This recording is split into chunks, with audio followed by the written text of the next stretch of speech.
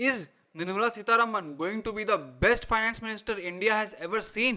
तो दोस्तों, जैसा कि आप सब जानते हैं, जीएसटी स्लैब्स में कटौती की खबर को पिछले महीने जो हवा लग रही थी, वो बिल अब पास हो चुका है और 22 सितंबर 2025 से वो लागू भी हो जाएगा। नए जीएसटी स्लैब्स कुछ इस तरह हैं।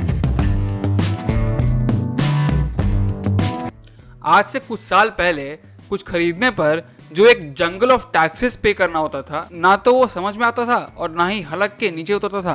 फिर 2017 में जब जीएसटी आया तो इसको लेकर पब्लिक रिएक्शंस काफी मिक्स्ड थे, क्योंकि टैक्सेस इजी तो हुए थे बट सिर्फ समझने में, पे करने में नहीं। यार, जो लोग ये बोलते हैं ना कि घर चलाना और देश चलाना एक जैसा है, उनको आइडिया ही नहीं है कि वो किस बारे में बात कर रहे हैं। किसी भी देश में टैक्सेस कब बढ़ने चाहिए, मुझे पता है आप बोलोगे कभी नहीं, लेकिन ऐसा पॉसिबल नहीं है। जब देश में एजुकेशन, इंफ्रास्ट्रक्चर और हेल्थ केयर का स्तर बढ़ाना हो, या सबसे इंपॉर्टेंट नेशनल डेट और इन्फ्लेशन को मैनेज करना हो, तो टैक्सेस बढ़ाना जरूरी हो जाता है। योजनाएं जैसे पीएम गति शक्ति, भारतमाला परियोजना से इंफ्रास्ट्रक्चर मिनिस्ट्रीज को साथ में मिलकर काम करने और प्लान एग्जीक्यूट करने का मौका मिला है। और इकोनॉमिक कॉरिडोर्स के बारे में सब जानते ही हैं, और रोड्स और हाईवेज के बारे में बताने की तो जरूरत ही नहीं है। बात हेल्थ केयर की करें, covid was the biggest test of India's preparedness for such emergencies.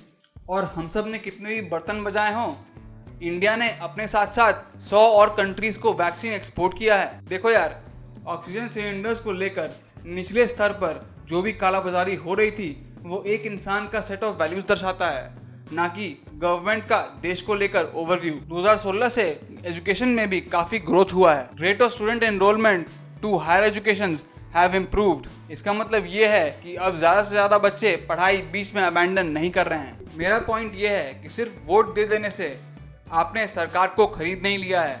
आपके साथ साथ 143 करोड़ और भारतीयों ने वोट दिया था, और सरकार को उन सबको साथ लेकर चलना होता है। सेकंड, किसी शादी या फंक्शन में जाने के लिए जब आप डाइटिंग करते हो, तो उस छोटे से चेंज को लाने के लिए आपको हफ्तों लग जाते हैं। आपको लगता है कि देश में चेंज फटाफट इम्प्लीमेंट हो जाए। वाह, मेरे ख्याल में 2025 is the year of change for India, both as a country and an economy. ऐसे में चोर बोल देने से और माँ की गालियाँ दे देने से it will only become more difficult. वो कहते हैं ना, some things need to fall apart to make way for better things. 2017 में निर्मला जी विलेन थे, और अब इस नए जीएसटी रिफॉर्म के बाद she is the best India has ever seen.